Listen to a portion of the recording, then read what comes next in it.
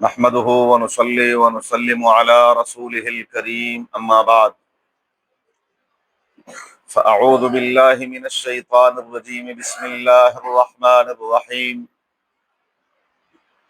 ولا تقولوا لمن يقتل في سبيل الله أموات بل أحياء ولكن لا تشعرون.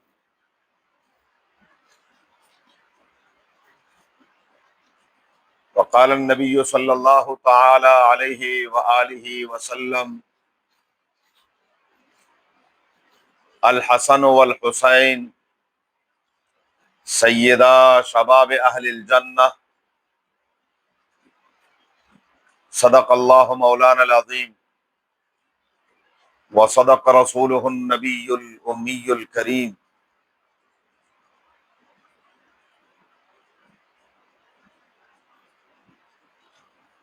محرم الحرام کی نسبت سے چند دن سے ہمارے دروس کا سلسلہ شروع ہے.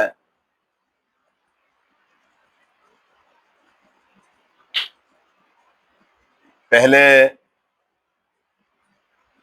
یکم محرم الحرام کے حوالے سے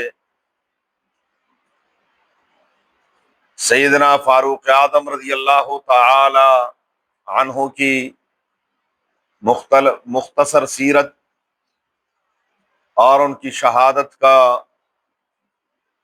تذکرہ ہوا. اب اختصار کے ساتھ 10 محرم الحرام کے حوالے سے رسول اللہ صلی اللہ علیہ وآلہ وسلم کے انتہائی محبوب اور چہیتے نواسے سیدنا حسین رضی اللہ تعالی عنہ کی تھوڑی سی سیرت اور جو واقعہ ہے کربلا ہے اس کا ذکر کرنا ہے.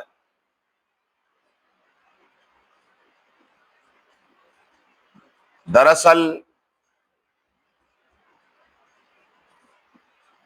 افسوس صد افسوس یہ ہے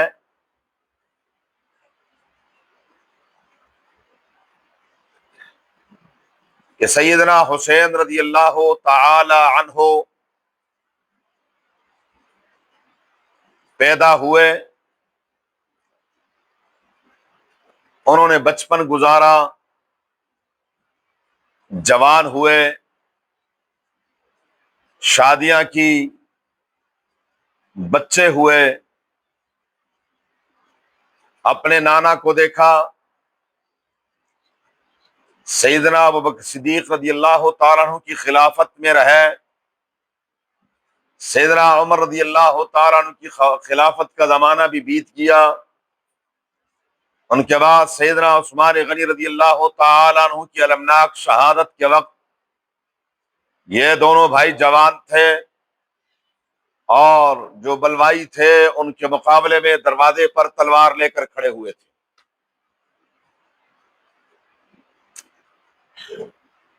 اس کے بعد سیدنا علی المرتضی رضی اللہ تعالیٰ عنہ کی خلافت کا دور آتا ہے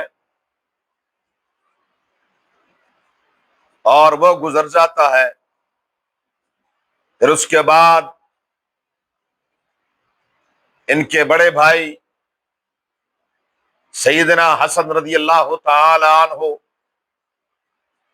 سیدنا امیر معاویہ رضی اللہ تعالی عنہ کے ساتھ مصالحت کر لیتے، صلح ہو جاتی ہے. یہ وقت بڑے پرسکون طریقے سے گزرتا ہے.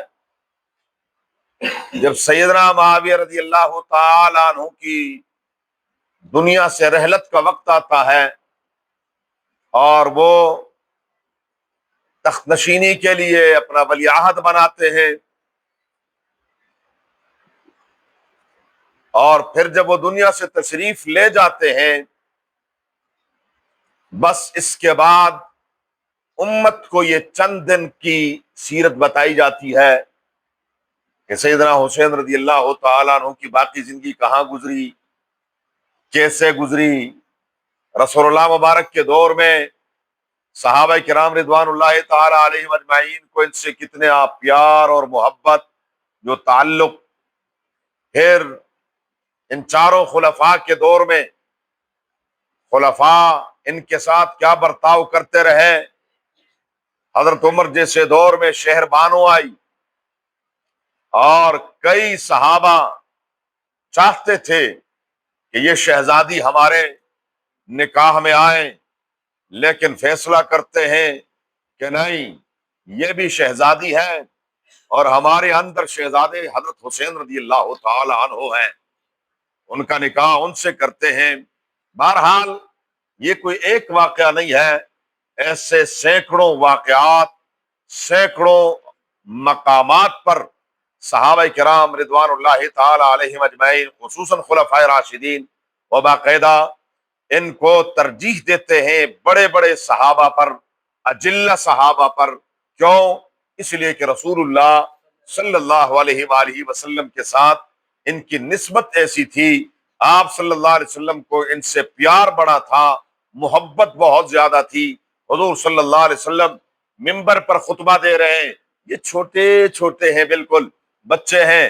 بچہ جب نئے نئے قدم لیتا ہے، چلنا شروع کرتا ہے، تو یہ گرتے پڑتے رسول اللہ مبارک نے دیکھے کہ وہ آ رہے، رسول اللہ صلی اللہ علیہ وسلم منبر سے اترتے ہیں، جمعے کے دن کا خطبہ چھوڑتے ہیں، ان دونوں کو گود میں اٹھا کر کہتے ہیں، ہاں رب نے سچ فرمایا ہے، انما اموالکم و اولادکم فتنہ، یہ بڑی آزمائش ہے۔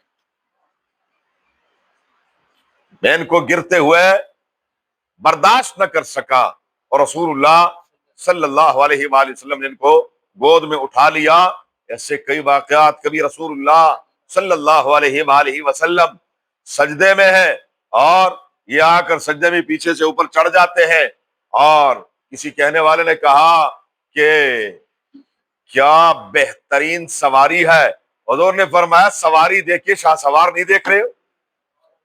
یہ حضور کی محبت ہے صلی اللہ علیہ وآلہ وسلم۔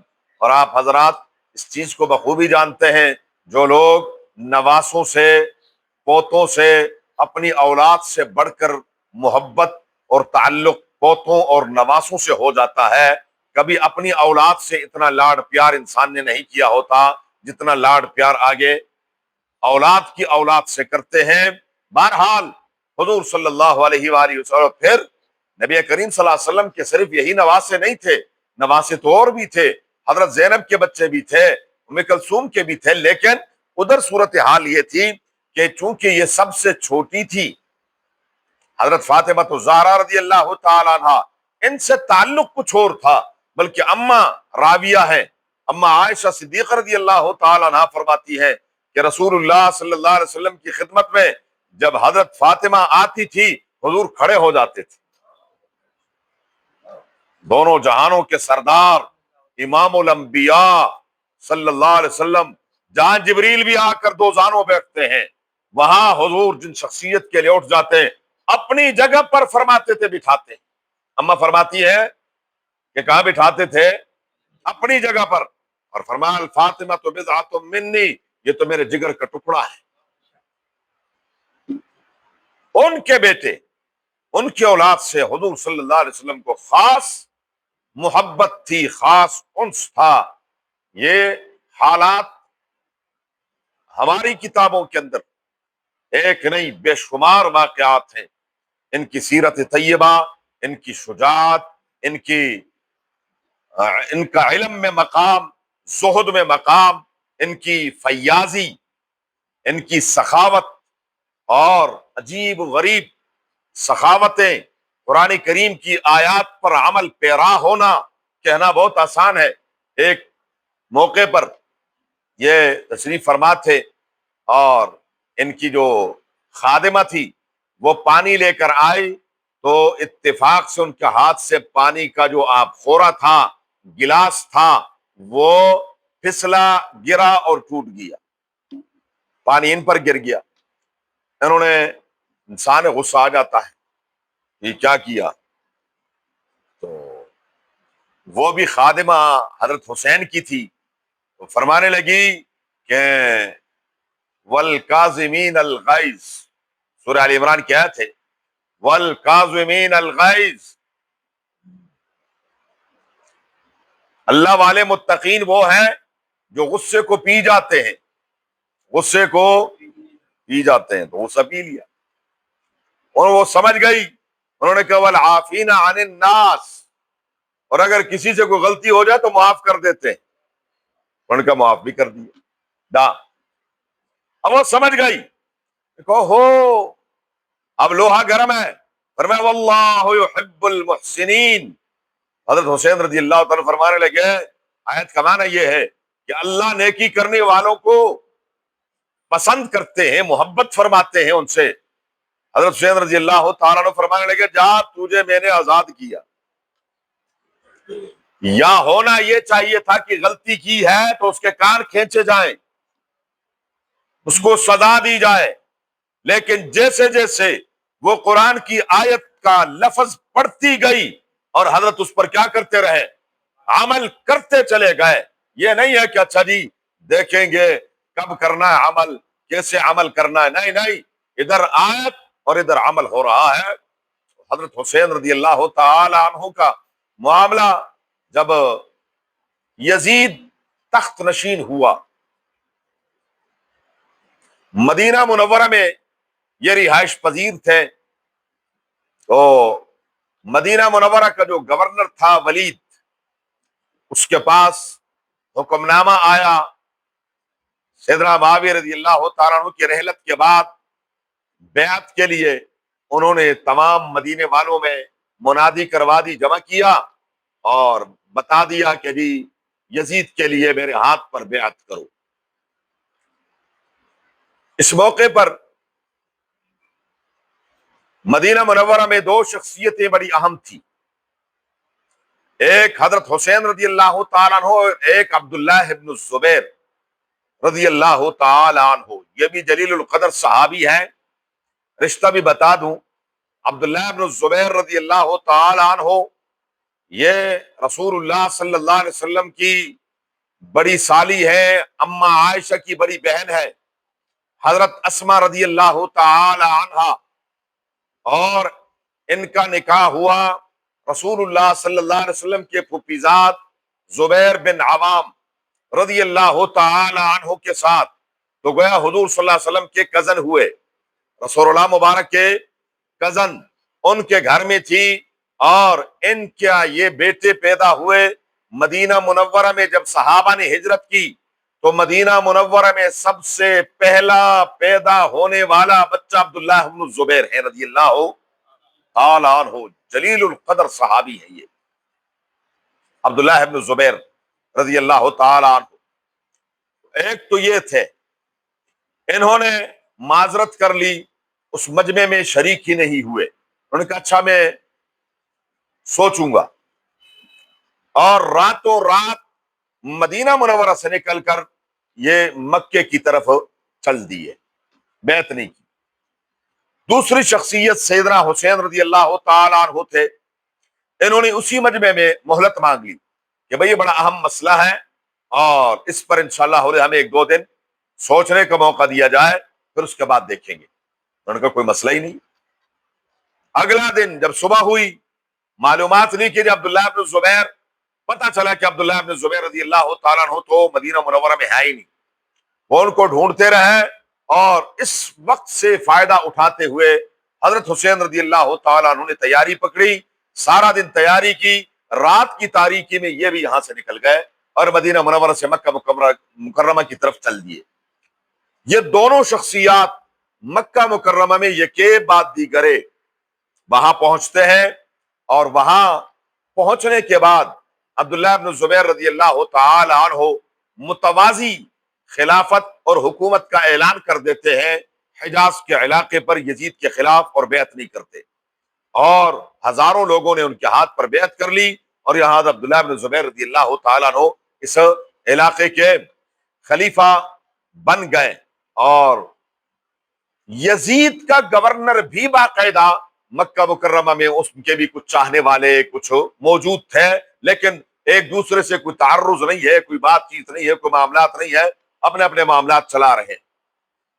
حضرت حسین رضی اللہ تعالی عنہ کے پاس سیدنا معاویہ رضی اللہ تعالی عنہ کی خلافت کے آخری دور میں کوفہ سے مستقل وفود آتے رہے، وفد، وقتاً فوقتاً کہ جی آپ تشریف لائیں، یہ کیا حالات اور واقعات ہیں۔ سننے میں آ رہا ہے کہ حضرت معاویہ رضی اللہ تعالیٰ عنہ اپنے بعد اپنے بیٹے یزید کو خلیفہ بنانا چاہتے ہیں، ہم ہرگز اس بات کو تسلیم کرنے کے لیے تیار نہیں ہے، ہم چاہتے ہیں کہ آپ تشریف لائیں اور ہم آپ کے ہاتھ پر بیعت کر لیں۔ اور پھر ایک وفد آتا ہے، پھر دوسرا چلا جاتا ہے، پھر تیسرا آتا ہے، یہ وفد آتے جاتے ہیں۔ پھر انہوں نے خطوط کا سلسلہ شروع کر دیا، تقریباً 900 خط کوفے سے حضرت حسین رضی اللہ تعالیٰ عنہ کی خدمت اقدس میں پیش ہوئے۔ حالات کو دیکھنے کے لیے حضرت حسین رضی اللہ تعالی عنہ نے یہاں سے اپنے ایک چچزاد کو، مسلم بن عقیل کو بھیجا۔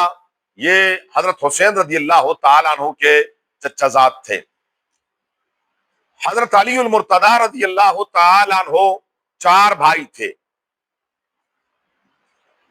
سیدنا علی المرتضی، جعفر طیار، عقیل اور طالب، جو ابو طالب کی کنیت ہے، نام عبد العزہ ہے، نام ابو طالب نہیں ہے، طالب کے والد۔ تو ابو طالب، یہ طالب، اور یہ ان میں سے قدیم الاسلام سیدنا علی المرتضی کا، میں نے پہلے عرض کر دیا ہے کہ سیدنا علی المرتضی رضی اللہ تعالی عنہ یہ ابتدا ہی میں، بلکہ یہ ایک اختلافی مسئلہ ہے، روایات مختلف ہیں کہ اول من اسلم، سب سے پہلے ایمان لانے والے کون ہیں؟ تو روایات میں سیدنا علی المرتضی کا نام بھی آتا ہے، اما خدیجۃ الکبریٰ کا نام بھی آتا ہے، سیدنا ابوبکر صدیق کا نام بھی آتا ہے، سیدنا زید ابن حارثہ کا نام بھی آتا ہے۔ چاروں روایات ٹھیک ہے، چاروں روایات ٹھیک ہے۔ جمع یوں کریں گے، عورتوں میں سب سے پہلے ایمان لانے والی ہماری ماں اما خدیجہ، بڑوں میں سب سے پہلے ایمان لانے والے ابوبکر صدیق، بچوں میں سب سے پہلے ایمان لانے والے سیدنا علی المرتضی، کیونکہ ان کی عمر اس وقت صرف 10 سال تھی۔ رسول اللہ مبارک نے جب نبوت کا اعلان فرمایا ہے تو سیدنا علی المرتضی کی عمر اس وقت صرف 10 سال تھی، اور یہ حضور صلی اللہ علیہ وسلم کے گھر ہی میں رہتے تھے، رسول اللہ مبارک کی کفالت میں رہتے تھے یہ۔ اور غلاموں میں سب سے پہلے ایمان لانے والے زید ابن حارثہ۔ تو کوئی تضاد نہیں ہے، کوئی تقابل نہیں ہے، ہر ایک کا اپنا اپنا مقام ہے۔ جس روایت میں کہ سب سے پہلے ایمان ابوبکر، بالکل صحیح ہے، بڑوں میں سب سے پہلے وہی ایمان لائے ہیں، عورتوں میں سب سے پہلے اما ایمان لائی ہے۔ تو بہرحال یہ تو قدیم الاسلام ہے۔ جعفر طیار بھی پہلے ہی ایمان لے آئے تھے، اور جعفر طیار رضی اللہ تعالی عنہ یہ غزوہ موتہ میں شہید ہو گئے تھے۔ غزوہ موتہ میں ان کے ہاتھ میں جھنڈا تھا، 3 صحابہ یکے بعد دیگرے شہید ہوئے وہاں، عبداللہ ابن رواحہ، زید ابن حارثہ اور حضرت جعفر طیار، تینوں جلیل القدر صحابہ ہیں غزوہ موتہ میں۔ اور اس میں رسول اللہ مبارک نے فرمایا عبداللہ ابن رواحہ شہید ہو گئے، اب جھنڈا زید ابن حارثہ کے ہاتھ میں، فرمایا وہ بھی شہید ہو گئے، جعفر طیار بھی شہید ہو گئے۔ اور جعفر طیار کو طیار اس لیے کہتے ہیں کہ دشمن بدبختوں نے ان کا ایک ہاتھ شہید کر دیا، فوراً انہوں نے علم، جو جھنڈا تھا اسلام کا، وہ بائیں ہاتھ میں ادھر سے، تو انہوں نے فوراً دونوں، رسول اللہ مبارک نے فرمایا میں دیکھ رہا ہوں جنت میں حضرت جعفر کو اللہ نے پر لگا دیے، وہ پروں کے ساتھ کیا کر رہے ہیں؟ تیر رہے ہیں اور اڑ رہے ہیں، اس لیے ان کو جعفر طیار کہتے ہیں۔ بہرحال مسلم بن عقیل کو مکہ مکرمہ سے سیدنا حسین رضی اللہ تعالیٰ عنہ نے بھیجا کہ جی آپ جائیں، کوفے کے حالات واقعات دیکھ کر مجھے بتائیں۔ یہ جب وہاں تشریف لے گئے، وہاں بالکل ماحول سازگار تھا، اور ایک دن میں 70 ہزار آدمیوں نے بیعت کی۔ انہوں نے جو جو کچھ دیکھا وہی صورتحال لکھ کر بھیج دی۔ کہ جی بالکل حالات سازگار ہیں اور آپ جتنی جلدی ہو سکتا ہے تو آپ کوفے تشریف لے آئیں۔ ادھر یزید کو جب پتہ چلا کہ کوفے کے حالات ہاتھ سے نکلتے جا رہے ہیں، اس نے فوراً بصرہ کا جو گورنر تھا عبید اللہ بن زیاد ابن زیاد کو یہاں کا گورنر بنا دیا۔ ابن زیاد بڑا سفاک آدمی تھا، اس نے آ کر جب ایک اعلان کیا وہی ہوا جس کا ڈر تھا کہ کوفیوں کے دل تو اہل بیت کے ساتھ تھے، کوفیوں کے دل اہل بیت کے ساتھ تھے، لیکن ہاتھ اور تلوار بنو امیہ کے ساتھ تھے۔ دل کس کے ساتھ؟ ہاں ہاں۔ اور اگر میں کہنا چاہوں، ماشاءاللہ ہم نمازیں بھی پڑھتے ہیں، سب کچھ کرتے ہیں، پر ہم ووٹر اور سپورٹر کس کے؟ ہاں، بس وہ ہم سب کو پتا ہے کہ وہ ہمارے قائدین جن کے لیے ہم نعرے لگاتے ہیں اور جن کے لیے ہم سب کچھ کرتے ہیں وہ کیسے لوگ ہیں۔ تو ادھر بھی معاملہ ایسا تھا کہ دل سے تو وہ، ادھر جب خط پہنچا تو حضرت حسین رضی اللہ تعالیٰ عنہ نے جانے کی تیاری شروع فرما دی۔ اب جب جانے کی تیاری کرنے لگے تو اب یہاں یہ بڑی قابل غور بات ہے، بہت غور سے سنیں۔ مکہ مکرمہ کے جلیل القدر صحابہ جن میں سر فہرست سیدنا حسین رضی اللہ تعالیٰ عنہ کے رشتے میں چچا حضرت عبداللہ ابن عباس، حضرت عباس حضور کے چچا ہیں، رسول اللہ مبارک کے، ان کے بیٹے حضرت علی کے کزن رضی اللہ تعالیٰ عنہ کے، اور حضرت حسین کے کیا بنے؟ بولو، چچا۔ سونا نہیں ہے نا، یہ مجھے یہ سارا یاد ہے، میں آپ لوگوں کو سنا رہا ہوں، میں نے اپنا سبق یاد کیا ہوا ہے، تو اگر آپ لوگوں نے یاد نہیں کرنا تو پھر فائدہ کوئی نہیں ہے۔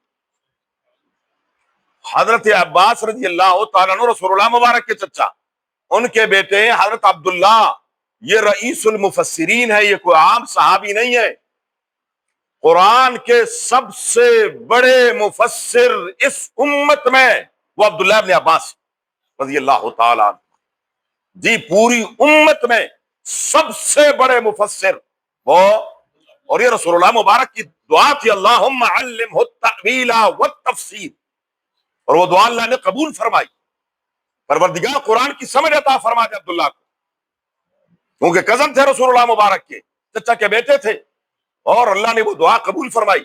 یہ آئے، یہ بہت بڑے صحابی ہیں، کہنے لگے بھتیجے کیا ارادہ ہے؟ فرمانے لگے چچا جا رہا ہوں بس، فرمایا آپ کو کوفیوں کے بارے میں پتہ نہیں ہے؟ فرمایا نہیں، حالات کچھ اور ہیں۔ اب وہ صبح شام صبح شام صبح شام بالآخر، کیونکہ چچا تھے، انہوں نے کہا کہ کیا چیز ہے جو میں آپ کو کہہ کے تھک گیا ہوں کہ نہیں جانا، اور آپ کہہ رہے ہیں میں نے جانا، کیا مسئلہ ہے؟ فرمایا بس میں نے ایک خواب دیکھا ہے، مجھے نانا جان نے جو کچھ کہا ہے لیکن وہ میں دنیا سے چلا جاؤں گا پر کسی کو بتاؤں گا نہیں۔ اب اس کا کوئی جواب نہیں ہے۔ فرمایا میں نے خواب میں نانا کو دیکھا ہے، نانا نے جو مجھے حکم فرمایا میں وہ کسی کو بتاؤں گا نہیں، بس میں نے جانا۔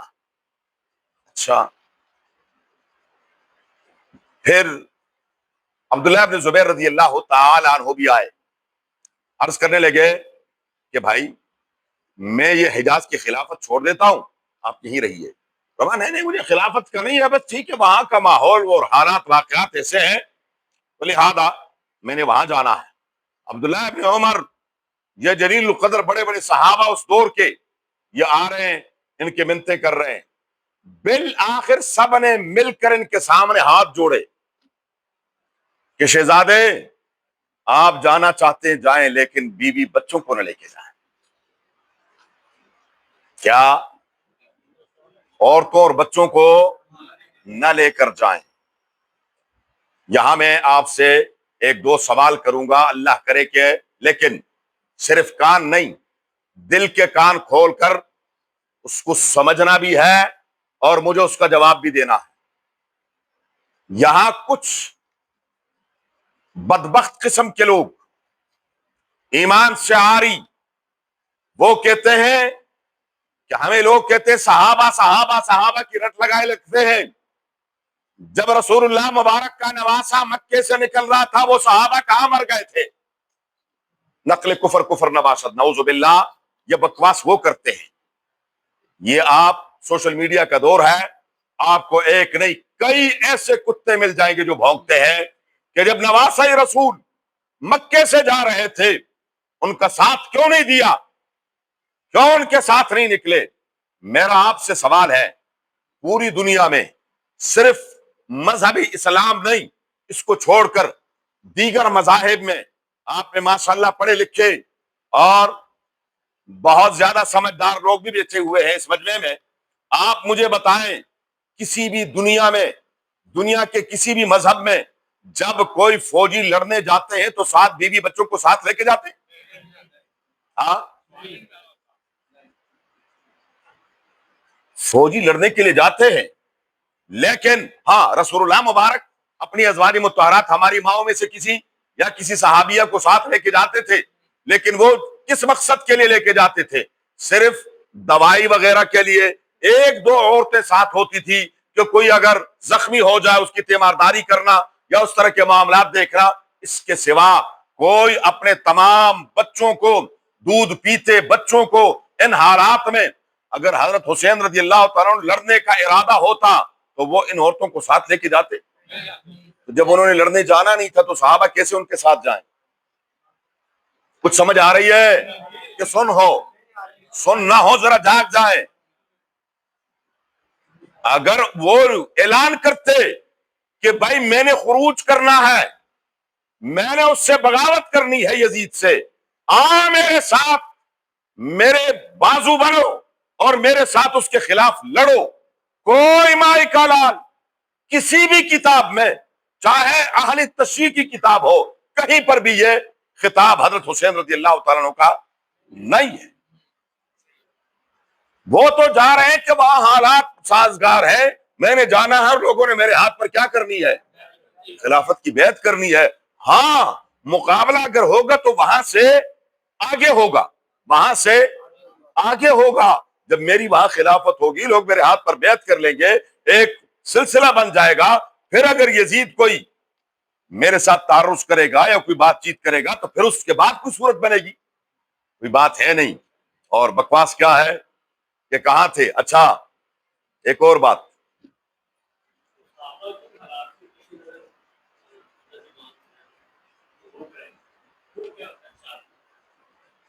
صحابہ کے خدشات، ہاں ہاں ہاں ہاں، صحابہ کے جی خدشات سیدنا علی المرتضیٰ والے تھے۔ سیدنا علی المرتضیٰ رضی اللہ تعالی عنہ بھی شہید کوفے میں ہوئے جی۔ تو سیدنا علی المرتضیٰ ہر صحابی یہی کہتے رہے کہ آپ کے والد کے ساتھ انہوں نے وفا نہیں کی، یہ آپ کے بھی نہیں ہے، یہ صرف زبانی باتیں ہیں، آپ ان کی باتوں میں نہ آئے۔ صحابہ اس لیے کہہ رہے تھے کہ واقع وہ تھا، سیدنا علی المرتضیٰ رضی اللہ تعالیٰ عنہ کا تھا۔ بہرحال یہاں اصل بات یہ ہے، کچھ ہوتے ہیں تکوینیات، اب یہ ایک مستقل موضوع ہے تکوینیات۔ تکوینیات یہ ہوتے ہیں کہ وہاں ایک نظام ہے اللہ تعالیٰ کا، وہ چل رہا ہوتا ہے، ایک انسان اپنی سوچ سے، اور ایک اللہ تعالیٰ نے ایک نظام کہ یہ یوں ہونا ہے، یہ ایک تکوینی نظام اللہ تعالیٰ کا پہلے سے طے شدہ نظام تھا کہ ایسے ہونا ہے، وہ ہونا تھا۔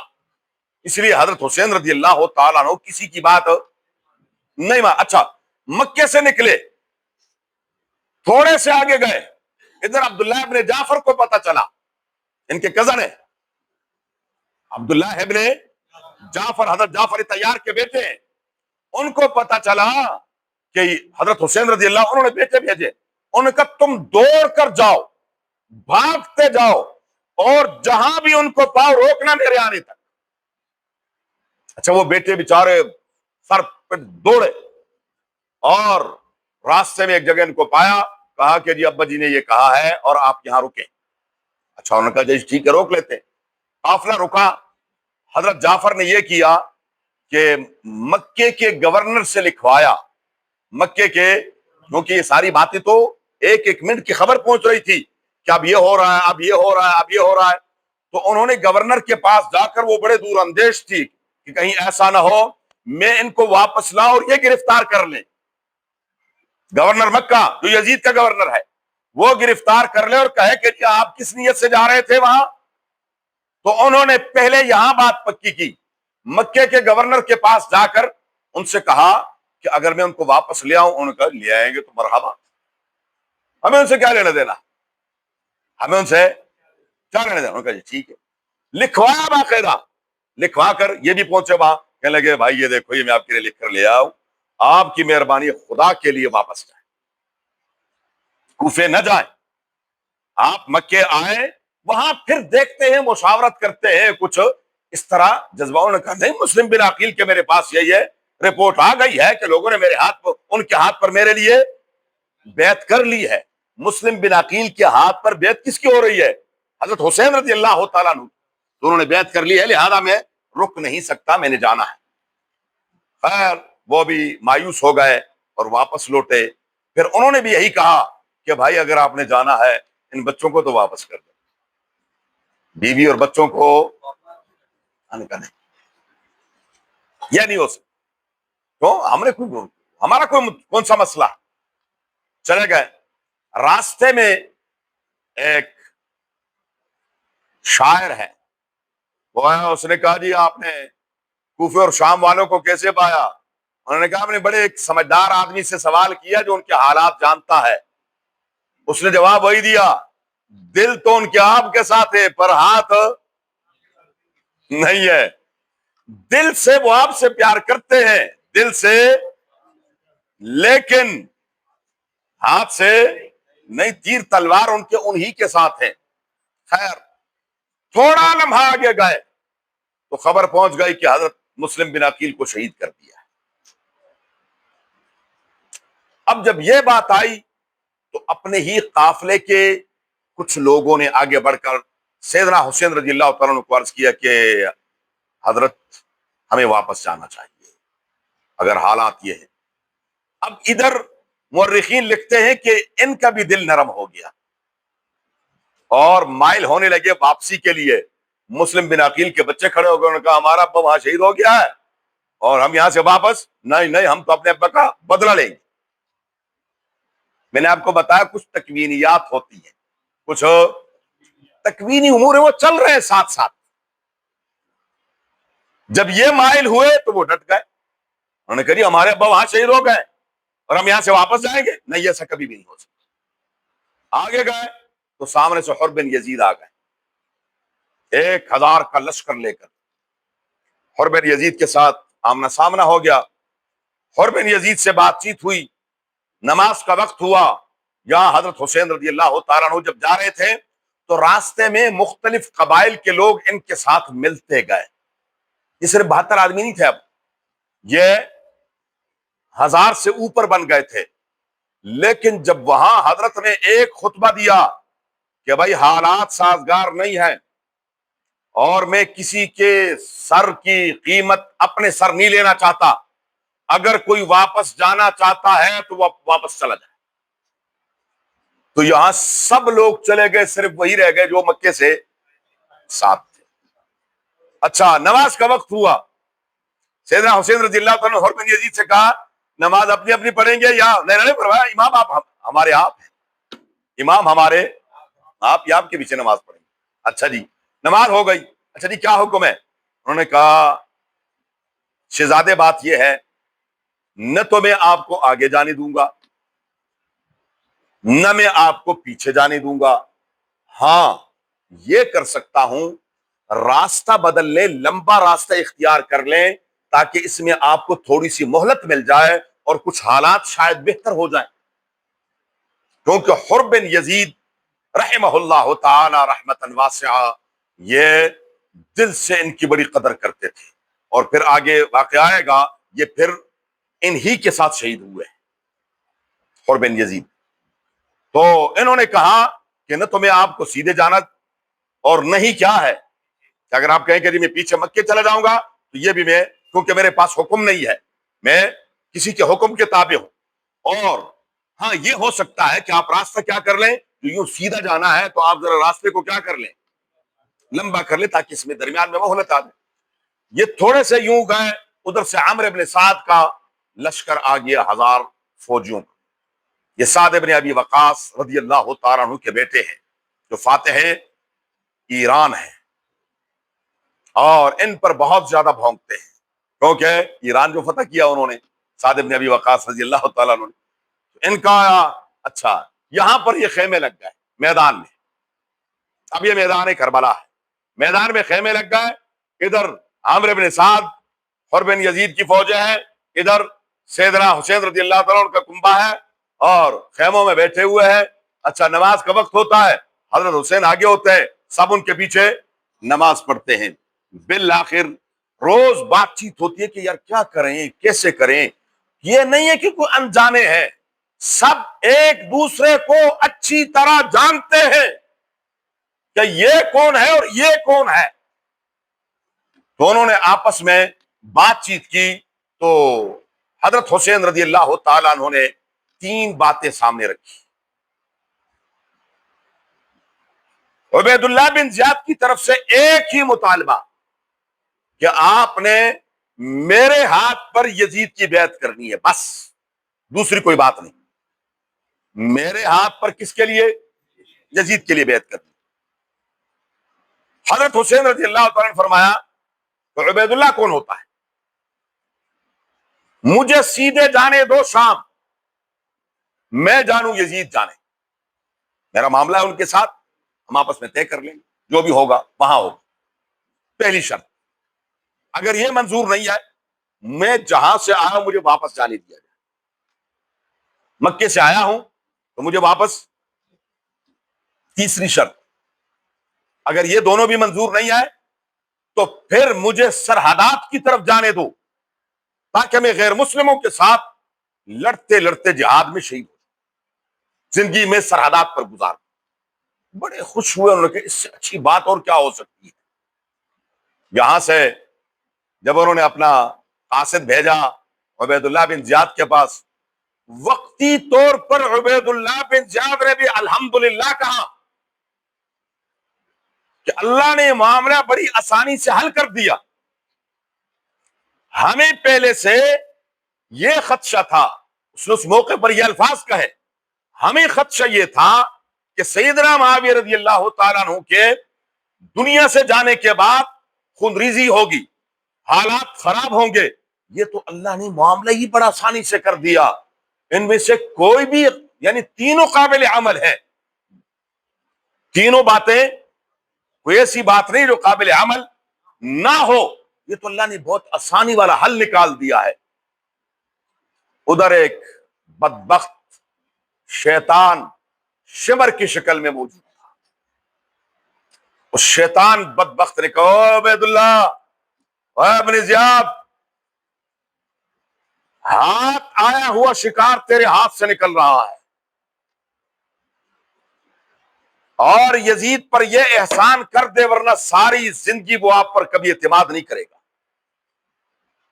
موقع ہے، اگر آپ نے حضرت حسین کو جانے دیا دوبارہ آپ کو ایسا موقع نہیں ملے گا. اب یہاں تھوڑی سی بات عرض کر دوں کہ یہ کتا تھا کون، یہ شیطان کون تھا. یہاں انسان کی عقل کام چھوڑ دیتی ہے. یہ شیطان سیدنا علی رضی اللہ تعالیٰ عنہ کے سگے سالے ام البنین کے بھائی، ام البنین جو حضرت علی رضی اللہ تعالیٰ عنہ کی اہلیہ تھی، ان کا بھائی ہے بدبخت. اور اس موقع پر سیدنا حسین رضی اللہ تعالیٰ عنہ کے ساتھ اسی ام البنین کے 4 بیٹے ہیں. اس نے اچھا اس سے پہلے جب سیدنا معاویہ اور سیدنا علی المرتضیٰ ان کے آپس میں درمیان میں لڑائی ہوتی تھی صفین وغیرہ میں، تو یہ حضرت علی المرتضیٰ کے کمانڈر تھے۔ شمر کون ہے؟ سیدنا علی المرتضیٰ کے کمانڈر ہے، سالہ ہے، سیدنا حسین کا ستیلا ماموں ہے۔ اس بدبخت نے کہا بس میرے بھانجوں کے مجھے امان دے دو، میرے بھانجوں کی، باقی ان کو کرش کر دو، کن چکروں میں پڑے ہوئے ہو، موقع آ گیا ہے، ورنہ تو یہ کل کل رہے گی اور اس سے سکون ہو جائے گا۔ یہاں عبید اللہ بن زیاد کو اس کے دل میں شیطان نے وسوسہ ڈالا، اور اس بدبخت نے اس کے مشورے پر عمل کیا اور اس کو ایک پرچی لکھی، اور پرچی بڑی عجیب و غریب تھی۔ اس پرچی میں لکھا کہ یہ پرچی جا کر عمرو بن سعد کو دے دو، عمرو بن سعد سے کہو کہ ماشاءاللہ میں نے تمہیں وہاں بھیجا ہے دوستیاں لگانے کے لیے، تم آپس میں ایک دوسرے کے ساتھ مل کر کھانے کھاتے ہو، ایک دوسرے کے ساتھ بیٹھ کر گپے لگاتے ہو، نمازیں پڑھتے ہو، یہ پرچی دیکھ کر، یہ پرچی دیکھ کر فوراً ایکشن کریں، ورنہ آپ معزول ہیں، یہ پرچی والا آپ کے اوپر مامور ہے، اور آپ نے اپنی گرفتاری دے کر فوراً میرے پاس پیش ہو جانا۔ جب حضرت عمرو بن سعد کے پاس وہ پرچی آئی، معاملہ بدل گیا۔ یہاں سے آگے کیا ہوا یہ انشاءاللہ کل بات کریں گے، ذرا لمبی بات ہے، انشاءاللہ ہو دے کل اس کو مکمل کر دیں گے۔ بسم اللہ الرحمن الرحیم، نحمده ونصلی ونسلم علی رسولہ الکریم۔ آواز چلاؤ۔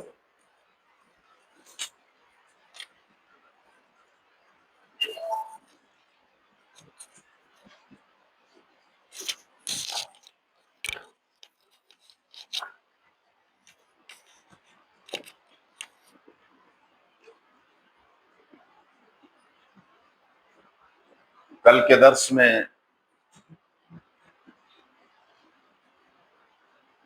سیدنا امام حسین رضی اللہ تعالی عنہ کا مدینہ منورہ سے تشریف لانا، اور پھر حضرت کا مکہ مکرمہ میں قیام فرمانا، یہ کہ بات دیگرے مختلف صحابہ کرام رضوان اللہ تعالی علیہم اجمعین کا آپ رضی اللہ تعالی عنہ کی خدمت میں حاضر ہونا، اہل کوفہ کے مختلف وفود کا مکہ مکرمہ اور مدینہ منورہ، اور پھر ان کے خطوط، بالآخر سیدنا حسین رضی اللہ تعالی عنہ کا مکہ مکرمہ سے نکلنے کا مصمم ارادہ، راستے کے مختلف احوال، اور مقام صرف میں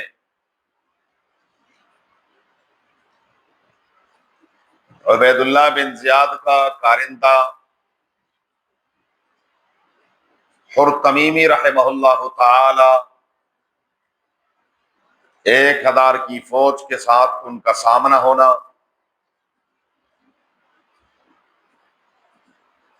یہاں اسی جگہ پر میں ایک بات عرض کر دوں، کچھ لوگ غلط فہمی پیدا کرنے کے لیے، اہل سنت والجماعت کو بدنام کرنے کے لیے، سنی مسلمانوں کے عقیدے کو داغدار کرنے کے لیے، یزید کے طرفدار بنتے ہیں، اور یزید اور اس کے کارندوں کی صفائی پیش کرنے کی کوشش کرتے ہیں۔ جدید دور ہے، سیٹلائٹ کے ذریعے سے علاقے کی پوری تصویر آپ کے سامنے سوشل میڈیا پر رکھتے ہیں، کوفہ کہاں ہے، مقام شریف کہاں ہے، کربلا کہاں ہے، دمشق کہاں ہے۔ یہ سیدنا حسین رضی اللہ تعالی عنہ کا جس طرف رخ ہے، کربلا کا جو مقام ہے، یہ تو کوفے کے راستے میں آتا ہی نہیں ہے، یہ تو آتا ہی دمشق کے راستے میں ہے۔ اور سیدنا حسین رضی اللہ تعالی عنہ یزید کے پاس جانا چاہتے تھے، کوفہ نہیں جانا چاہتے تھے، ان کے ہاتھ پر بیعت کرنے کے لیے جاتے تھے۔ یہ سراسر جھوٹ، سراسر غلط، سراسر روایات کو اور تاریخی حقائق کو مسخ کرنے کی کوشش ہے۔ اللہ نہ کرے، اللہ نہ کرے، میری بات بڑے غور سے سنیں، اللہ نہ کرے کہ ہم یزیدی ہوں۔ آمین کہیں۔ الحمدللہ ثم الحمدللہ ثم الحمدللہ، ہم حسینی ہیں۔ ہم کون ہیں؟ حسینی ہے۔ اور ہم اللہ رب العزت سے دعا کرتے ہیں کہ پروردگار قیامت کے دن ہمارا حشر حسین رضی اللہ تعالیٰ عنہ کے پیروکاروں کے ساتھ ہو، نہ کہ یزید کے ساتھ۔ ہمیں کیا ضرورت پڑی ہے؟ ہم کیوں یزید کی صفائیاں پیش کریں؟ ضرورت ہی نہیں ہے کہ ہم یزید کی صفائیاں پیش کریں اور پھر یزید کے لیے حالات واقعات کو توڑ مروڑ کر پیش کریں۔ وہ اصل بنیاد یہ واقعہ ہے کہ چونکہ جا رہے تھے کوفہ، سامنے سے آئے ہر 1000 آدمیوں کا قافلہ لے کر، فوج لے کر، انہوں نے کہا شہزادے کہاں کا ارادہ ہے؟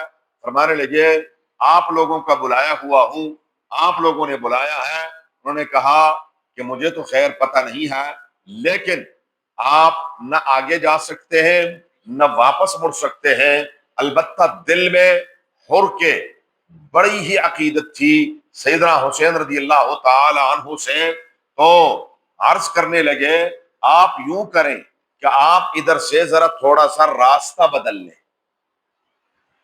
وہ جو راستہ بدلا ہے اور کربلا کی طرف یہ گئے ہیں، وہ صرف اور صرف حر کی وجہ سے کہ سامنے حر جانے نہیں دے رہا تھا اور نہ پیچھے جانے دے رہا تھا، تو کہا اس میں یہ ہو سکتا ہے کہ تھوڑا سا ہمیں موقع مل جائے گا بات چیت کرنے کا، گفت و شنید کا، آپ ایک لمبا راستہ اختیار کر لیں گے جس کا رخ بظاہر تو دمشق کی طرف ہے، لیکن ارادہ تو حضرت حسین رضی اللہ تعالیٰ عنہ کا دمشق جانے کا نہیں ہے، شام جانے کا نہیں ہے، صرف اور صرف اس راستے کو لمبا کرنے کے لیے ادھر سے کربلا کی طرف۔ تو آگے عمرو بن سعد ان کے 1000 آدمیوں کی فوج ان کی کمان کرتے ہوئے یہاں پر خیمہ زن ہو گیا۔ تینوں جماعتیں، ابن زیاد کے 2 کمانڈر 1000 فوج لے کر، اور سیدنا حسین رضی اللہ تعالی عنہ۔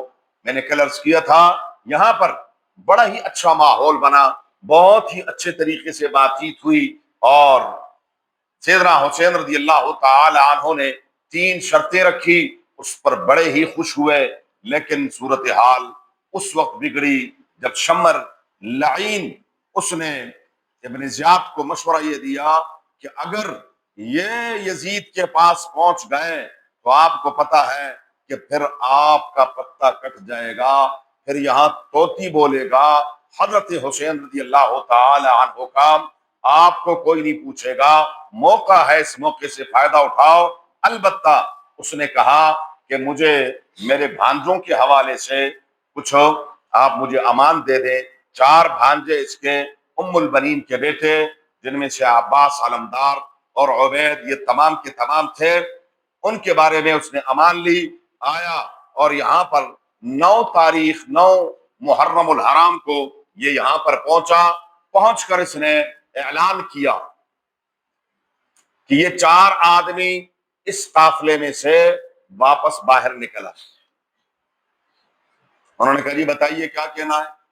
انہوں نے کہا جی آپ کے لیے میں امان لے کر آیا ہوں۔ انہوں نے کہا یہ امان آپ کے منہ پر ہے، ہم جن کے ساتھ نکلے ہیں ان کا ساتھ چھوڑنے کے لیے تیار نہیں ہے۔ اگلے دن 10 محرم الحرام کو اس دن ساری رات اور 9 محرم الحرام کو خاص طور پر، چونکہ معاملہ ایسا تھا ابن زیاد کی طرف سے کہ جی ان کا پانی بند کر دیا جائے. یہ جہاں پانی بھرنے جاتے تھے وہاں سے آگے سے فوجیں ہوتی تھی. بہرحال اس موقع پر ایک وقت ایسا بھی آیا کہ بچے جب پیاس سے بلکنے لگے تو حضرت زینب رو پڑی. اور یہاں عقیدہ یاد رکھیں، اہل سنت والجماعت کا عقیدہ یہ ہے، رونا دو طرح کا ہے. ایک رونا ہے اختیاری، ایک رونا ہے اضطراری غیر اختیاری. ایک رونا ہے انفرادی اور ایک رونا ہے اجتماعی. ہم اس رونے کو مانتے ہیں جو رونا انسان کو غیر اختیاری آتا ہے. آج بھی تنہائی میں بیٹھ کر یہ واقعہ پڑھیں، میں کہتا ہوں پتھر دل انسان بھی ہو، خدا کی قسم اس کی آنکھیں چھلک پڑتی. واقعہ ایسا ہے، کسی جانور پر ظلم دیکھتے ہوئے انسان کا دل ہل جاتا ہے. یہ تو پھر نواسۂ رسول ہے صلی اللہ علیہ وسلم کے. تو یہ رونا بالکل جائز، لیکن وقت مقرر کرنا کہ کل 9 بجے اکٹھے ہو جائے پھر روئیں گے، یہ کون سا رونا؟ پھر پرسوں 12 بجے اکٹھے ہو جائے تو پھر کیا کریں گے؟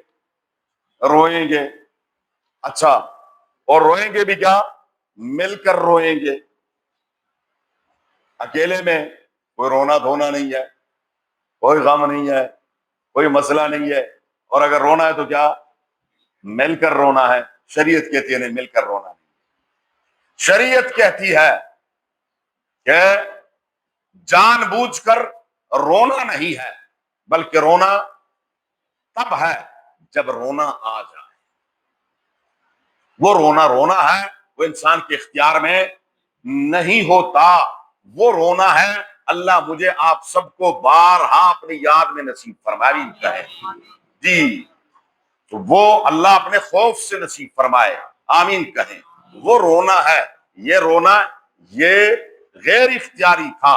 اور پھر اگلے دن 10 محرم الحرام کو جو مظالم ہوئے اس میں تفصیل کہ ایک آدمی کا اس میں کوئی شک نہیں ہے. سیدنا حسین رضی اللہ تعالیٰ عنہ کے سامنے صرف اور صرف ایک ہی بات تھی، ایک ہی شرط تھی ابن زیاد کی کہ آپ میرے ہاتھ پر بیعت کر لیں. کس کی؟ بس.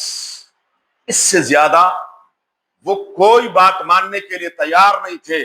اور حضرت حسین رضی اللہ تعالی عنہ نے قیامت تک آنے والے مسلمانوں پر اتنا بڑا احسان فرما دیا، اتنی بڑی غلط فہمی کو دور کر دیا، اتنی بڑی وہ وجہ جو آج تک دنیا جھوٹ کا پلندہ بنا کر پیش کرتی ہے اس کو صاف کر دیا کہ اگر یہ نہ ہوا ہوتا تو شاید یہ واقعہ کبھی بھی صاف نہ ہوتا.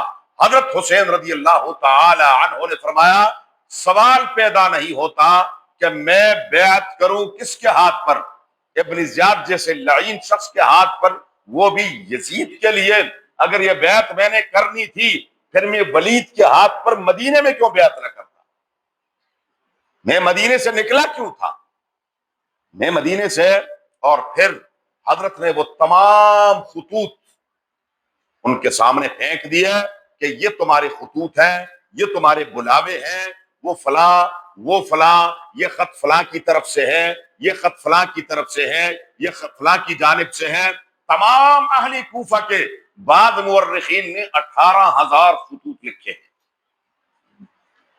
کہ 18,000 افراد کے، اور ایک ایک خط میں کئی افراد کے سائن کہ جی ہم آپ سے گزارش کرتے ہیں آپ تشریف لے آئے. جب وہ خطوط، یہ بات یاد رکھنا، اس کے ساتھ ایک اور بات لگی ہوئی ہے کہ جب وہ خطوط سب کے سامنے، تو اب ان کے پاس اس کے علاوہ اور کوئی راستہ نہیں تھا کہ وہ سیدنا حسین رضی اللہ تعالی عنہ کو شہید کر دیں. کیوں کہ اگر وہ اسی طریقے سے، تو ان کا تمام راز فاش ہو رہے تھے ابن زیاد اور یزید کے سامنے، تو ان کو پتا تھا کہ اگر یہ بچ گئے تو ہم نہیں بچیں گے، کیونکہ بلانے والے تو ہم ہیں. تو اگر ان کو چھوڑیں گے تو پھر ہماری خیر نہیں ہوگی. یہی بنیادی وجہ تھی کہ وہ چاہتے یہی تھے کہ کسی طریقے سے. اور اسی وجہ سے اب اگلی بات جو میں نے عرض کی کس کے ساتھ ملی ہوئی ہے وہ یہ ہے کہ تاریخ لکھتی ہے کہ انہوں نے خیمے جلا دیے. خیمے کیوں جلائے تھے؟ وہ بھائی خیمے اس لیے جلائے تھے کہ خیموں میں یہ تمام ثبوت موجود تھے، یہ خطوط تھے. وہ نہیں چاہتے تھے کہ ہمارے بارے میں کوئی ثبوت یزید کو یا ابن زیاد کو مل جائے. اگر ہمارا کوئی خط کوئی ثبوت مل گیا، اس کی یوں مثال لے لے، آج اگر یہاں سے کوئی بندہ خط لکھے انڈیا کے چیف آف آرمی کو اور وہ کہے کہ ہاں جی بتائیے، تو آپ اپنے کیا کریں گے؟ سر دھڑ کی بازی لگا دیں گے کہ یا یہ نہ رہے یا میں نہ رہوں، کیونکہ میں نے تو اب رہنا ہی نہیں ہے. کہ پتہ چل گیا کہ جی یہ بندہ غدار ہے. تو ان کو پتہ تھا کہ ہماری پھانسی کے علاوہ ہمارا کوئی کم علاج ہے ہی نہیں، اس سے کم سزا ہے ہی نہیں. تو دو راستے تھے، یا اپنی پھانسی قبول کرنی تھی یا سیدنا حسین رضی اللہ تعالیٰ عنہ کو راستے سے ہٹانا تھا. ان بدبختوں نے صرف اور صرف اس اپنے بدبختی کو چھپانے کے لیے، اپنے آپ کو بچانے کے لیے یہاں بظاہر تو وہ بچ گئے لیکن ہمیشہ کے لیے لعنتی ہو گئے. اور یہاں بظاہر تو سیدنا حسین رضی اللہ تعالیٰ کا قافلہ کٹ گیا لیکن ہمیشہ کے لیے مسلمانوں کے دلوں میں زندہ ہو گئے اور قیامت تک زندہ رہیں گے. قیامت تک ایسے زندہ کہ جن کی زندگی کی مہر رب نے خود لگا دی. فرمایا ان کو مردے کہنے بھی نہیں ہے، ان کو مردہ کہنا بھی نہیں ہے، کیونکہ یہ شہداء ہے اور شہداء زندہ ہے، شہداء زندہ ہے.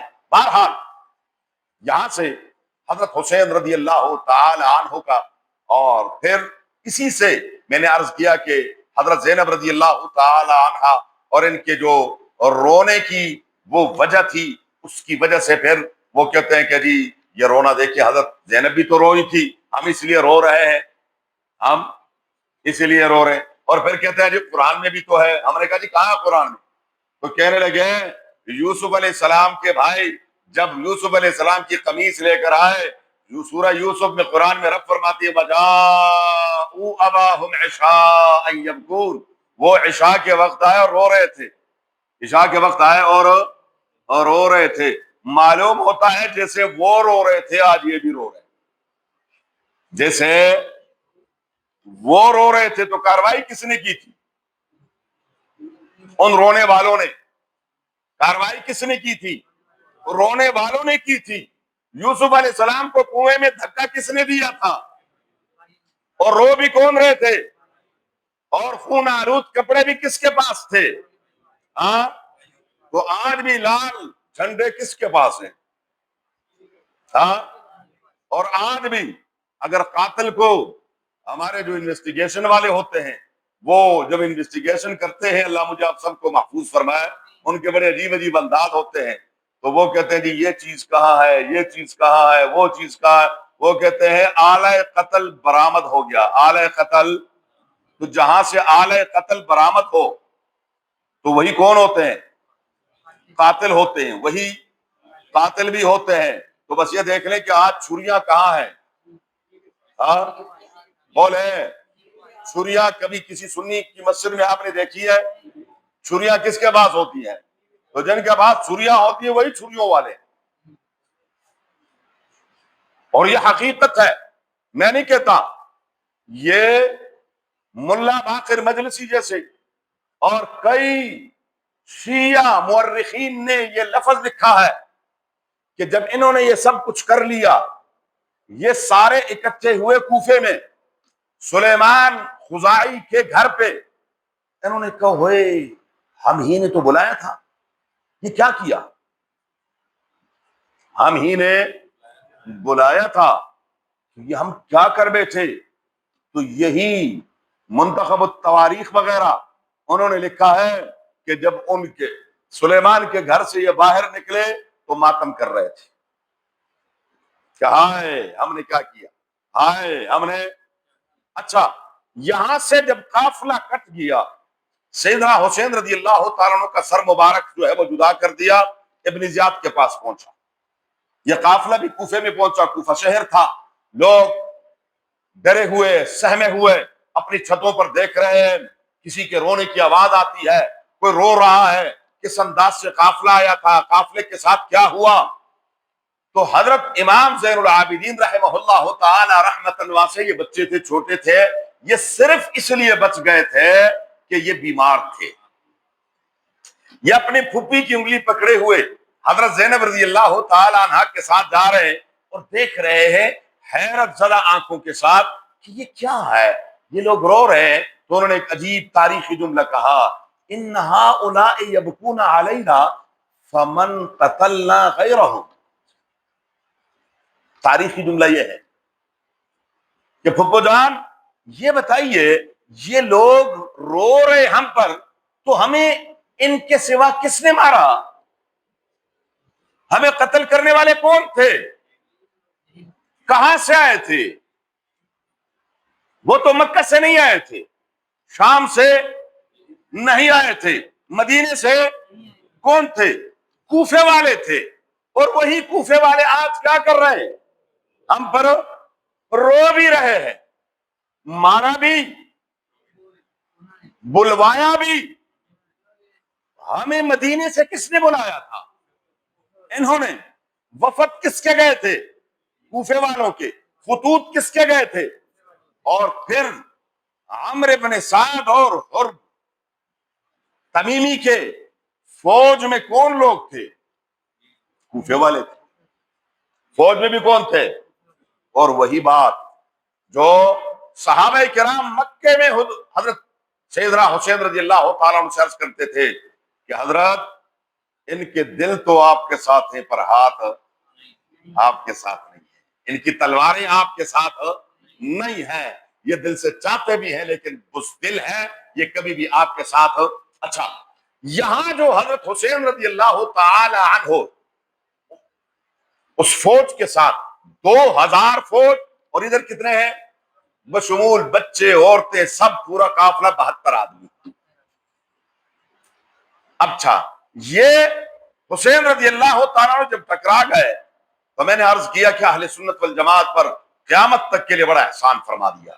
وہ احسان ذرا غور سے سنے اور سمجھے۔ وہ احسان کیا تھا؟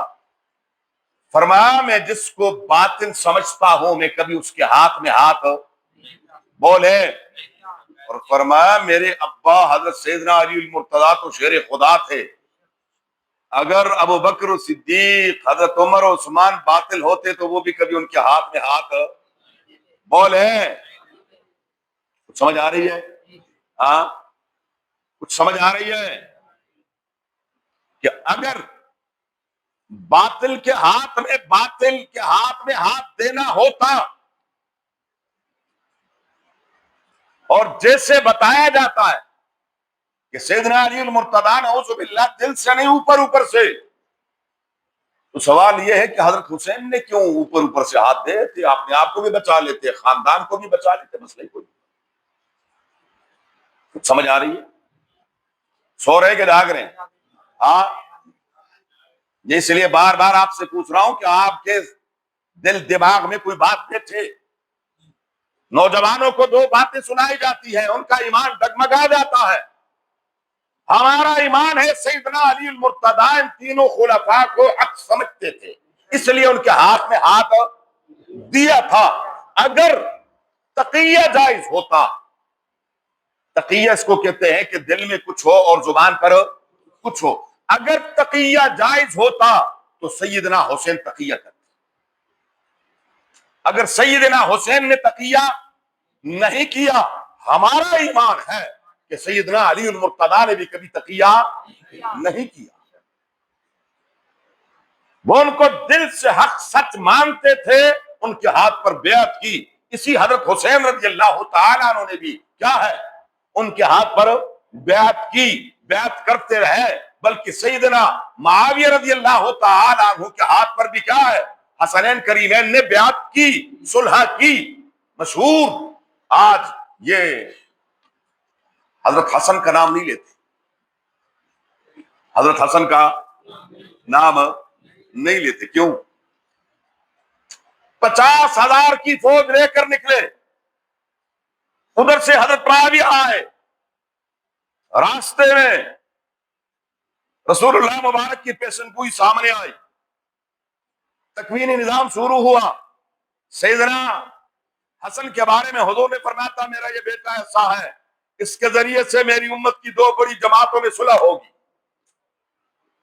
یہ پیشن گوئی حضور نے بچپن میں کی تھی جب حضرت حسن بچے تھے.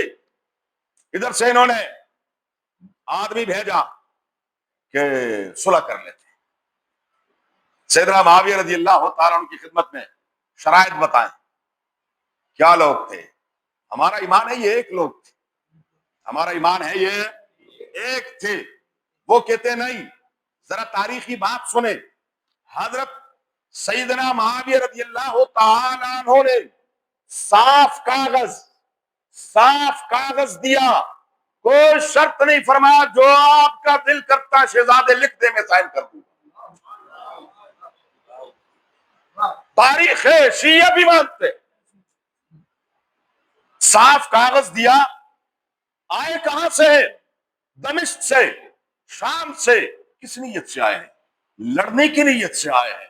ادھر سے بھی فوج 50,000 کی فوج.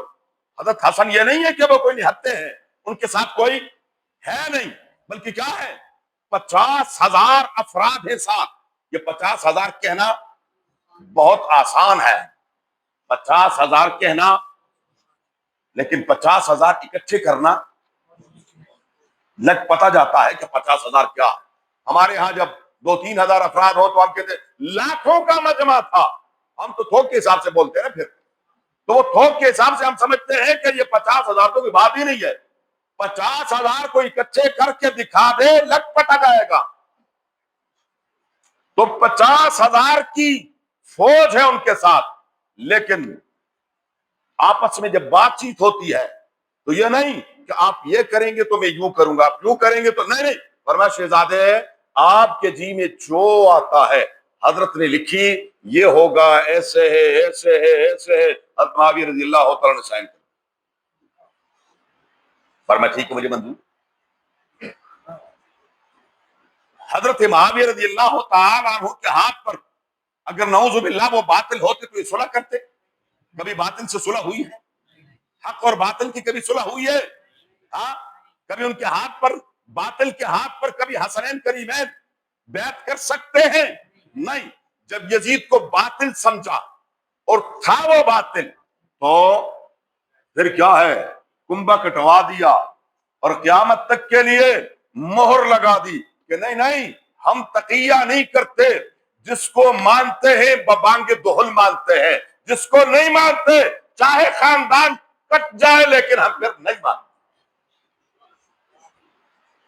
یہ احسان ہے امام حسین کا رضی اللہ تعالی عنہ کا کہ انہوں نے واضح کر دیا کہ نہیں یہ حق تھے اور یہ کیا ہے. اب جو سر مبارک ابن زیاد کے پاس گیا، ابن زیاد بدبخت نے چھری لی اور صحابہ نے کہا بدبخت، میں نے رسول اللہ مبارک کو دیکھا ہے کہ ان ہونٹوں پر اپنے ہونٹ رکھتے تھے. میں کہا بوڑھا ہو گیا ورنہ تیرا بھی یہی حاصل کر دیتا.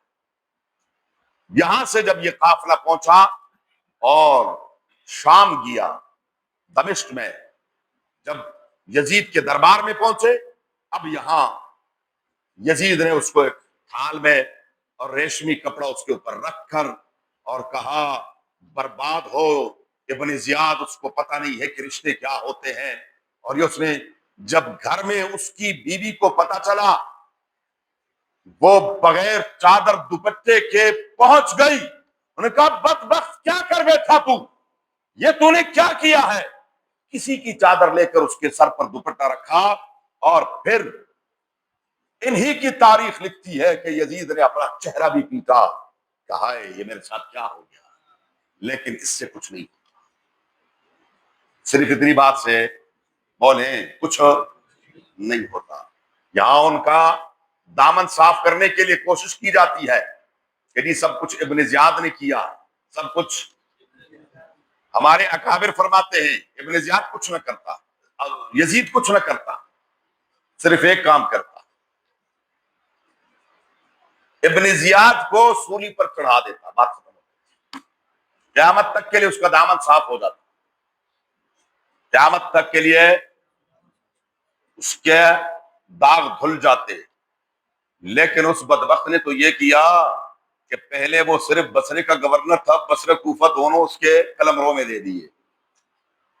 جی جی، کسی کی پروموشن ہوتی ہے تو خوشی کی وجہ سے ہوتی ہے یا ناراضگی کی وجہ سے؟ ہاں، خوشی کی وجہ سے۔ کوئی کارنامہ سر انجام دیتا ہے تو اس کو کیا ہے، انعام کے طور پر کہتے ہیں چلو جی اس کو کیا کر دیتے ہیں، ذرا اور ترقی دے دیتے ہیں۔ اس بدبخت نے ابن زیاد کو ترقی دی، اور پھر ابن زیاد بدبخت کے ساتھ بھی ایسا ہی ہوا۔ یہ ذہن، ایک بات ذہن میں رکھیں، یہ صحابہ کرام رضوان اللہ تعالی علیہم اجمعین، حضرت سیدنا عثمان غنی رضی اللہ تعالی عنہ کے ساتھ جن بدبختوں نے جو کچھ کیا ان کے ساتھ بھی ویسے ہی ہوا۔ وہ طبعی موت نہیں مرے۔ جی جی بھائی، میری بات سن لے یا آپ مجھے سنا دی، کیا کہنا، کیا مسئلہ ہے؟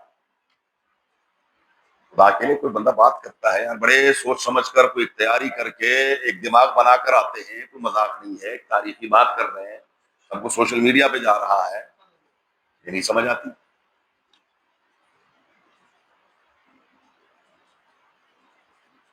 انا للہ و انا الیہ راجعون۔ ان میں سے کوئی طبعی موت نہیں مرا۔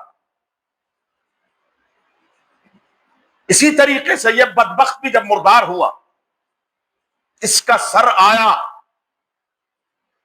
تاریخ کا عجیب موڑ ہے۔ عبید اللہ بن زیاد ابن زیاد جس کو کہتے ہیں، اس کا سر آیا، اتنے میں لوگوں نے کہا وہ آیا وہ آیا وہ آیا۔ ایک باریک زہریلا سانپ نکلا، اس کی نتنوں میں، ایک نتن میں گیا، منہ سے باہر آیا، پھر دوسری سے گیا، پھر منہ سے باہر آیا، پھر چلا گیا، تھوڑی دیر بعد پھر آیا، اور پھر جو اس کی نتنوں میں گیا پھر نکلا نہیں۔ پروردگار عالم دنیا میں دکھانا چاہتے تھے کہ ظلم کا انجام کیا ہوتا ہے، ظلم کا انجام۔ آخر میں بس صرف دو باتیں عرض کرتا ہوں۔ یہاں جب ہم اس واقعے کو بیان کرتے ہیں تو الحمدللہ ہم دیانتداری کے ساتھ ظالم کو ظالم کہتے ہیں، مظلوم کو مظلوم کہتے ہیں، لیکن ہوتا کیا ہے کہ جو دوسرے لوگ ہیں وہ دیانتداری کا مظاہرہ نہیں کرتے۔ اللہ کی شان دیکھیں، کسی نے پوچھا حضرت عمر اور حضرت ابوبکر صدیق کے بارے میں، سیدنا علی المرتضیٰ سے کسی نے سوال کیا کہ جی شیخین کے بارے میں آپ کا کیا خیال ہے؟ فرمایا میرا خیال وہی ہے جو قبر میں ہے۔ جو سمجھ آ رہی ہے؟ رسول اللہ صلی اللہ علیہ وسلم کہاں ہے؟ شاہ کی بتا، کیونکہ آپ جب میرے سامنے بیٹھ کر کھیل رہے ہیں، باتیں کر رہے ہیں، تو آپ کو کیا سمجھ آئی؟ جنت میں ہے۔ اللہ کے نبی کہاں ہے؟ جنت میں ہے۔ اللہ کے نبی کی قبر کہاں ہے؟ روضۃ من ریاض الجنہ۔ حضور کہاں ہے؟ تو جب حضور کے ساتھ ہیں وہ کہاں ہے؟ جو رسول اللہ مبارک کے ساتھ ہیں وہ کہاں ہے؟ اچھا، حضور صلی اللہ علیہ وسلم کے دائیں طرف کوئی بھی نہیں ہے۔ رسول اللہ مبارک کے سینے کے ساتھ ابوبکر صدیق کا سر مبارک ہے، اور ابوبکر صدیق کے سینے مبارک کے ساتھ حضرت عمر کا سر ہے۔ اور کہنے والے، لکھنے والوں نے ایک عجیب نکتہ لکھا ہے کہ دل کہاں ہوتا ہے؟ بائیں طرف ہوتا اللہ والوں۔ دل کہاں ہوتا ہے؟ یہ دل کے قریب ہے حضور کی، رسول اللہ مبارک کے دل کے قریب ہے۔ اچھا، اب ادھر یہ ہے کربلا میں، جس کو کہتے ہیں کربلا معلی، جہاں یہ ہر سال زیارتوں کے لیے جاتے ہیں، اس کو نعوذ باللہ حرم مدینہ سے بڑھ کر مانتے ہیں، بہت کچھ بکواسات کرتے ہیں، لیکن افسوس یہ ہے وہاں نہیں بتاتے کہ حضرت حسین کے ساتھ یہ جو دو قبریں ہیں یہ کس کی ہیں۔ ان کی قبر کے ساتھ قبر ابو بکر کی ہے جو بیٹا علی کا ہے، ان کے ساتھ دوسری قبر عمر کی ہے جو بیٹے علی المرتضیٰ کی ہے۔ نبی کریم صلی اللہ علیہ وآلہ وسلم کی لخت جگر کے بعد حضرت فاطمہ رضی اللہ تعالی عنہا جب دنیا سے تشریف لے گئی تو سیدنا علی المرتضیٰ نے بقول ان کی تاریخ کے 18 شادیاں کی۔ کتنی؟ یکے بعد دیگرے، یکے بعد دیگرے۔ اس دور کا اپنا ایک وہ تھا کہ شادی کی، اچھا اس کے ساتھ جتنا عرصہ منظور تھا پھر اس نے چھوڑ دی، وہی بیوی کسی اور نے کر لی۔ یہ بڑا عجیب ان کا سسٹم تھا۔ یہ ہمارے اندر یہ معاملات ہیں، یہ جو معاملات ہیں یہ ہمارے اندر ہندوؤں سے آئے، یہ اسلامی نقطۂ نظر سے نہیں ہے کہ اگر کوئی عورت بیوہ ہو جاتی ہے تو بس وہ پھر کیا ہے، ساری زندگی بیوگی گزارے گی، شادی شودی نہیں کر سکتی، فلاں فلاں فلاں فلاں، یہ تمام کے تمام ہندوانہ وہ ہے۔ ادھر یہ معاملہ نہیں تھا۔ بہرحال انہوں نے شادی کی۔ اچھا، حسنین کریمین کے بعد جو پہلا بیٹا پیدا ہوا، بتانے والے آئے، کہنے کہ مبارک ہو، اللہ نے آپ کو چاند جیسا بیٹا دیا ہے۔ کہنے کہ خیر مبارک ہو۔ پوچھنے والے نے پوچھا اچھا بتائیے نام کیا رکھا ہے؟ فرمایا محمد صلی اللہ، رسول اللہ مبارک کے نام پر نام رکھا ہے، اس کو کہتے ہیں محمد ابن المثنى، محمد ابن الحنفیہ، محمد ابن الحنفیہ۔ یہ مشہور ہے حضرت علی المرتضیٰ کے بیٹوں میں، جب بھی لڑائی ہوتی تھی علم ان کے ہاتھ میں ہوتا تھا، محمد ابن الحنفیہ۔ پھر بیٹا ہوا، آئے کہنے کو مبارک ہو جی علی المرتضیٰ کا بیٹا ہوا ہے، خیر مبارک جی، نام کیا رکھا ہے؟ فرمایا محمد کے بعد نام جچتا ابو بکر کا۔ نام کس کا جچتا ہے؟ ابو بکر کا۔ نام کس کا جچتا ہے؟ ابو بکر کا۔ پھر بیٹا ہوا، فرمایا مبارک ہو، نام کیا رکھا ہے؟ فرمایا ابو بکر کے بعد عمر ہی ہے۔ ابو بکر کے بعد کون ہے؟ عمر ہے۔ پھر بیٹا ہوا، فرمایا جی مبارک ہو، نام کیا رکھا ہے؟ فرمایا عثمان نام رکھا ہے۔ نام کیا رکھا ہے؟ عثمان۔ بیٹا آیا حضرت حسن، فرمایا با مبارک ہو، اللہ نے بیٹا دیا ہے۔ فرمایا نام؟ فرمایا بیٹا نام وہی ہے جو حضور نے پسند کیا ہے، آپ ہی کے نام پر رکھتا ہوں، حسن۔ کیا؟ حسن۔ حسن باپ بھی ہے اور حسن، ان کو حسن ابن المثنى کہتے ہیں، حسن مثنى انہی کو کہتے ہیں۔ اچھا، دوسرا بیٹا ہوا، آئے فرمایا با اللہ نے بیٹا دیا ہے، نام؟ فرمایا نام ابو بکر ہے۔ نام کیا ہے؟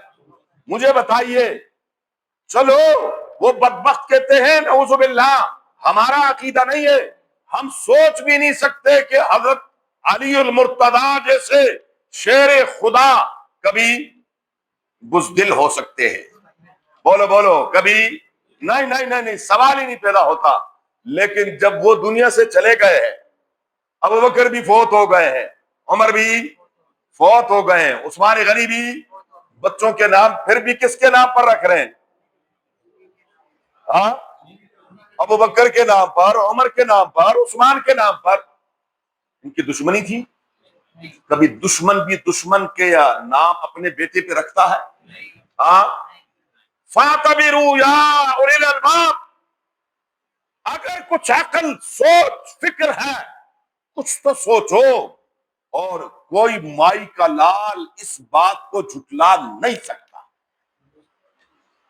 ہم اپنی کتابوں سے نہیں کہتے، یہ ہماری کتابوں میں نہیں، یہ ان کے مورخین نے لکھا ہے کہ علی المرتضیٰ کے یہ بیٹے تھے، جس کا نام ابو بکر تھا، جس کا نام عمر تھا، جس کا نام عثمان تھا۔ تو ایک بدبخت بکواس کرنے لگا، کہنے لگا ہاں ہاں یہ نام اس لیے رکھے تھے کہ تاکہ دشمن سامنے دشمن بھولے نا، دشمن ہم کہتے ہیں تم بھی تو رکھو نا یار، تم اپنے دشمن کو کیوں نہیں یاد کرتے ہو؟ پھر تم بھی رکھ لو۔ یہ سارا جھوٹ ہے، یہ سارا کیا ہے؟ جھوٹ ہے۔ اس لیے ہمارا ایمان ہے کہ اہل بیت اور صحابہ ایک ہے۔ بولو کیسے ایک ہے؟ بس آخری بات، نبی کریم صلی اللہ علیہ وسلم نے فرمایا اہل بیتی ان اہل بیتی کسفینۃ نوح، ان اہل بیتی کسفینۃ نوح، میرے اہل بیت کی مثال سفینہ نوح کی طرح ہے، نوح علیہ السلام کی کشتی کی طرح ہے۔ سمجھو ذرا حدیث کو سمجھ لو کہ نجات وہی پائیں گے، بچیں گے وہی جو کشتی میں سوار ہوں گے، جو کشتی میں۔ یہ حدیث آپ ان سے بھی بارہا سنیں گے، جگہ جگہ سنیں گے، ہر مجلس میں سنیں گے کہ حضور نے فرمایا کہ میرے اہل بیت کشتی نوح کی طرح ہے، کشتی نوح علیہ السلام کی کشتی کی طرح ہے کہ جو ان کے ساتھ ملے گا، ان کے ساتھ کشتی میں سوار ہوگا تو وہ نجات پائے گا۔ ہم کہتے ہیں سر آنکھوں پر الحمدللہ ہم ان کے ساتھ ہیں، ہم ان کے ساتھ ہیں، لیکن قرآن اور سنت دونوں کو مانتے ہو یا صرف حدیث کو مانتے ہو، قرآن کا انکار کرتے ہو؟ بولو، دونوں کو مانتے ہیں نا، ایک کے بغیر، دونوں کے بغیر گزارا نہیں ہے، دونوں کے بغیر۔ قرآن کہتا ہے وَبِالنَّجْمِ هُمْ يَهْتَدُونَ وَعَلَامَاتٍ وَبِالنَّجْمِ هُمْ يَهْتَدُونَ۔ یہ کشتیوں والے جب سمندر میں سفر کرتے ہیں، یہ رہنمائی کس سے لیتے ہیں؟ ستاروں سے۔ کس سے؟ یہ تو آج آپ ایپ ڈالتے ہیں تو ایپ کہتا ہے دائیں جاؤ تو بائیں جاؤ تو اتنے میٹر واپس چلے جاؤ تو یوں جاؤ۔ اس دور میں یہ ایپ اوپری تھے تو لوگ کیا کرتے تھے؟ سمندروں میں راستہ کس سے لیتے تھے؟ راستے کی رہنمائی کس سے لیتے تھے؟ ستاروں سے۔ کس سے؟ ستاروں سے۔ کچھ سمجھ آ رہی ہے؟ پھر بات کرتا ہوں تاکہ سمجھ آ جائے، اور یہ سبق یاد کر لینا، میں ایک دن پوچھوں گا۔ نبی کریم صلی اللہ علیہ وسلم فرمایا میرے اہل بیت کی مثال کس کی ہے؟ کشتی نوح کی ہے۔ اور کشتیوں والے رہنمائی کس سے لیتے ہیں؟ ستاروں سے۔ کس سے؟ یہ ستارہ ہے، یوں جانا ہے، ادھر سے یوں مڑنا ہے، ادھر سے یوں مڑنا ہے، یہ عطارد ہے، یہ مشتری ہے، یہ فلاں ہے، یہ فلاں ہے۔ اچھا جی، اور حضور نے فرمایا اصحابی کالنجوم، اصحابی، میرے صحابہ ستاروں کی مانند ہیں، میرے صحابہ، بولو، میرے صحابہ ستاروں کی مانند ہیں۔ کشتی میں ادھر سوار ہونا ہے، رہنمائی ان سے لینی ہے۔ کشتی میں کہاں سوار ہونا ہے؟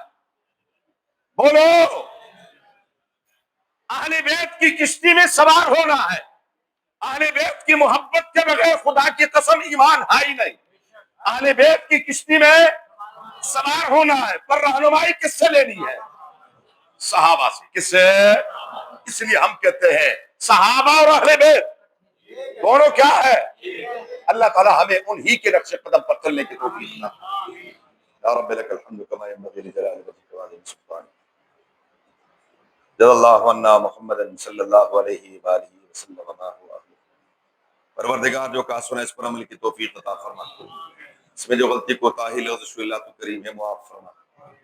یا العالمین، یا ارحم الراحمین، یا اکرم الاکرمین، یہ جو مظلومین تھے پروردگار ان کے درجات کو مزید بلند فرما، یا اللہ ان کے درجات کو مزید بلند فرما، ان کے نقش قدم پر چلنے کی توفیق عطا فرما۔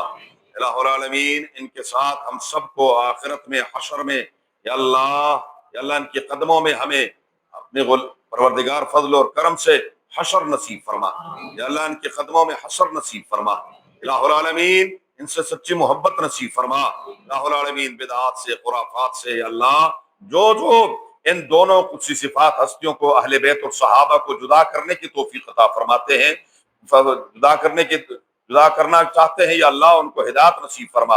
اگر ہدایت ان کے مقدر میں نہیں، ان کو یا اللہ نیست و نابود فرما۔